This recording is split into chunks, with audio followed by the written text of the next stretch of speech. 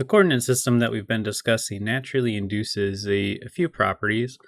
Notably, it does induce a sense of distance, right? So if we go ahead and look at a couple of points on our graph here,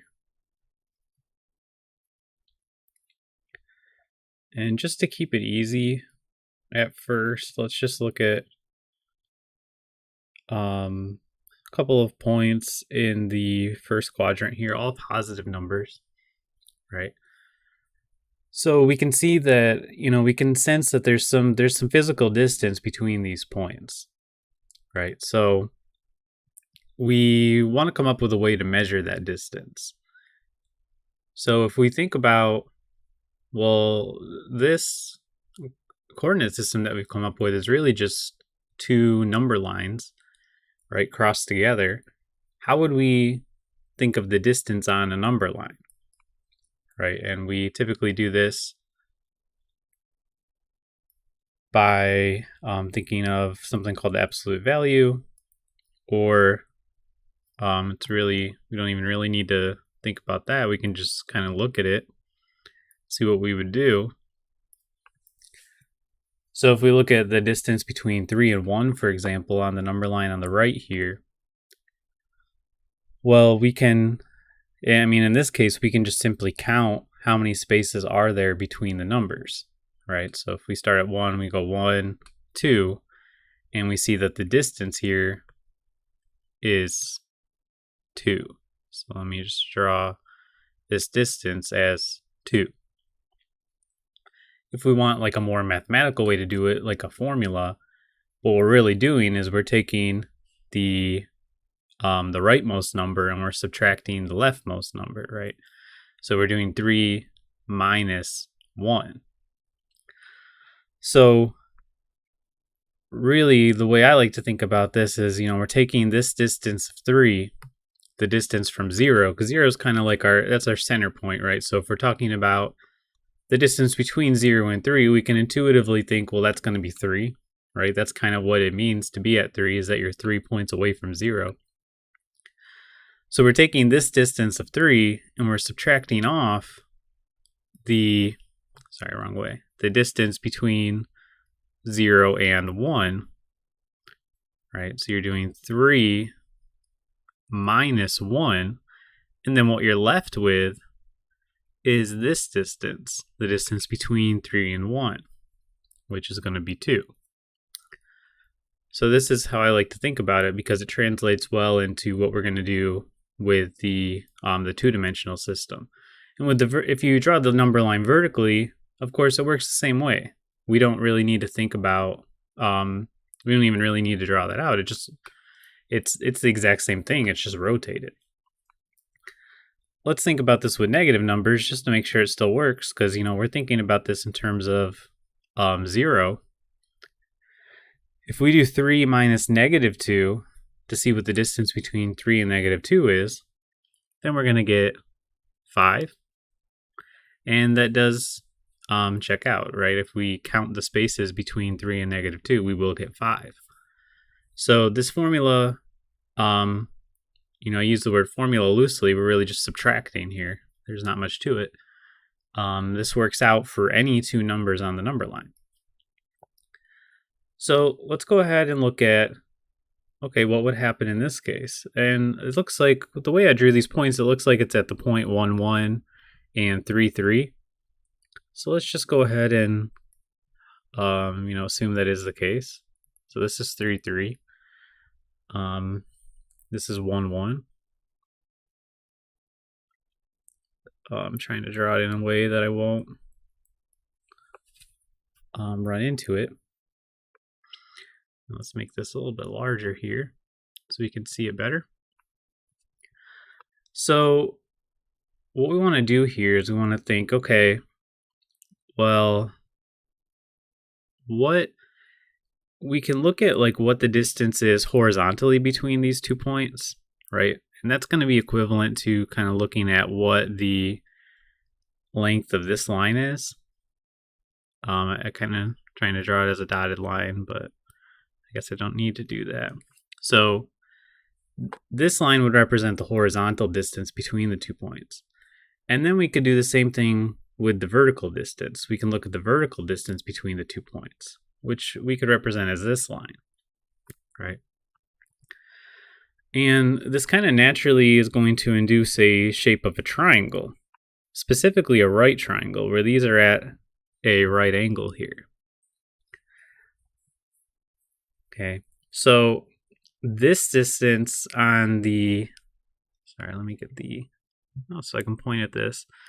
This distance right here is the distance between the 2 points, right?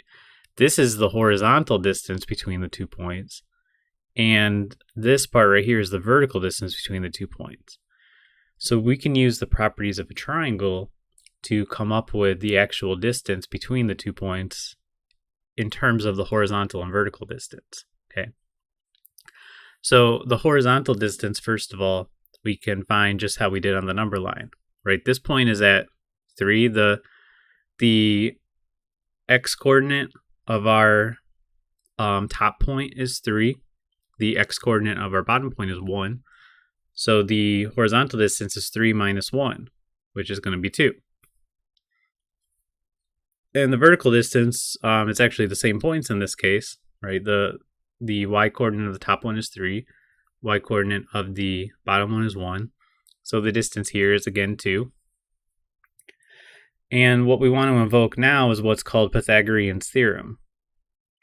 So let me draw out just a general triangle here so we can look at what Pythagorean's theorem says. So this says that if you have side A,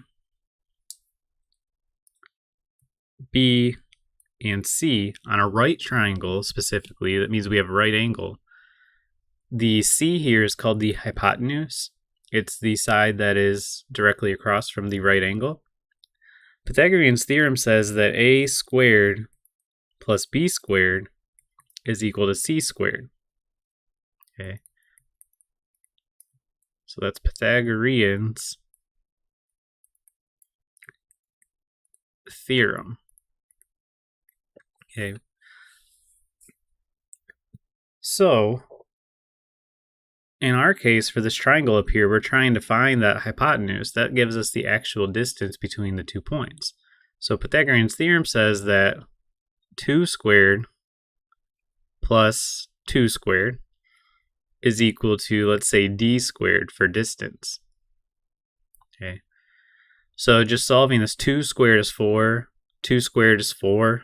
So this is going to be 8 equals d squared. So to solve this equation, we would take the square root of both sides, because that would undo the squared on the d. We're trying to get d by itself.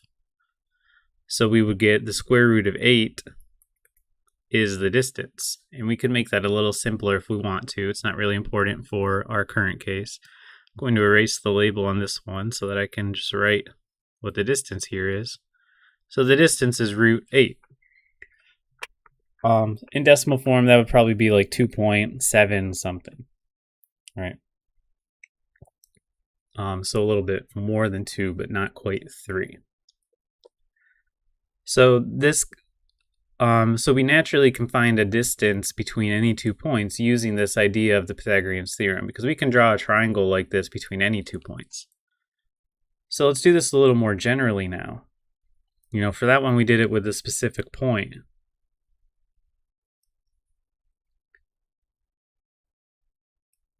Okay, so now if we, we're not going to label the tick marks necessarily. Okay, we're just going to keep it as general as possible because we want to come up with a formula now.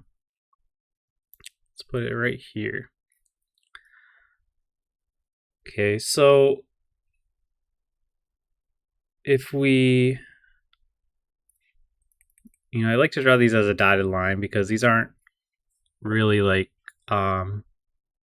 actually on the graph. We're just kind of imagining a triangle here. So this is a right triangle, and I'm just going to go ahead and fill these in just so it's easier to see. Okay. And we want to find this distance right here, right? That's the hypotenuse in this case. Let me draw this a little bit better. Hang on. Okay, I made it a little bit larger here, so it's not so squished. So we want to find this distance d. Now, the x-coordinates and the y-coordinates we have not specified for the 2 points. So let's just go ahead and give them names. Okay, so like let's say that this one over here, our first one is x1, comma y1. Okay, so when we put 1 as a subscript here, what we're doing is we're indexing the values, meaning x1 and x2 and x3 are all different values, but they're related in that they're all x values. The ones, they don't have any numerical meaning. They're just giving the variables different names, because then what we're going to call this one is x2, comma y2. Okay, so the ones and the twos, they don't have any numerical meaning. It's just distinguishing that x1 and x2 are both x values, but they're different values potentially. So the vertical distance, if we start with that one, is going to be the topmost y value minus the bottommost y value. So that's going to be y2 minus y1. And the horizontal distance is going to be the rightmost x value minus the leftmost x value. So x2 minus x1. Okay.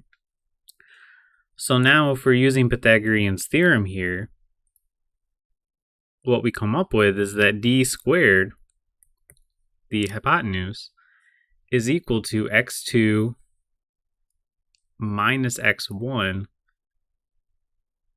squared, right? This would just be some number. We don't know what the number is because we don't know x2 or x1 is, but this is the distance horizontally plus the vertical distance squared. Okay. So these would be actual numbers if we were doing it. We just want to come up with a general formula. And now we could take the square root of both sides to get d by itself.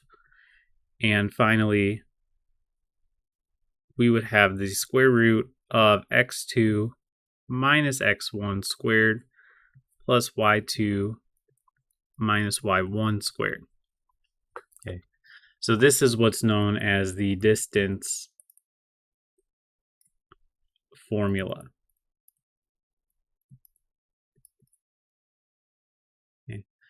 So let's just do an example using the formula now. You can always just draw out the triangle and find the distance that way, but this is just kind of a shortcut so that we don't have to draw it out every time. So if we have the 2 points, let's say 2, -1, and -3, -7. Now it doesn't matter which one is x1 or x2, etc. That would be like finding the distance between the 2 points versus finding the distance between them in the other direction, right? It's the same thing. The direction doesn't matter here. So maybe we'll call this one x1, y1, and this one x2, y2, corresponding to our formula here. Then the distance is going to be, in this case, -3 minus 2 squared plus -7 minus -1 squared. Okay. So now we just want to simplify this using the order of operations. Okay. So first we do the parentheses, so we get -5 squared plus -8 squared, or sorry, this is -6 squared. -7 minus -1. And then we can go ahead and do the exponents. So negative 5 times negative 5 is 25. Negative 6 times negative 6 is 36. Most of the time, this isn't going to come out to be a nice number. That's just kind of the nature of square roots. So 25 plus 36, we'll get 61 here. You can go ahead and simplify the square roots if you want to, just depending on the context, if problems ask you to or whatever. In this case, it doesn't look like we can simplify it anyway, unless I'm not seeing anything. But yeah, I think that this can't be simplified. So we'll just leave this as is. You can also, if you like using decimals better, you could put this in a calculator and get the decimal form. That's fine too. This should be somewhere like 7.6 or something, right? A little bit less than 8 because the square root of 64 is 8. So this is the distance between the 2 points, 2, -1, and -3, -7.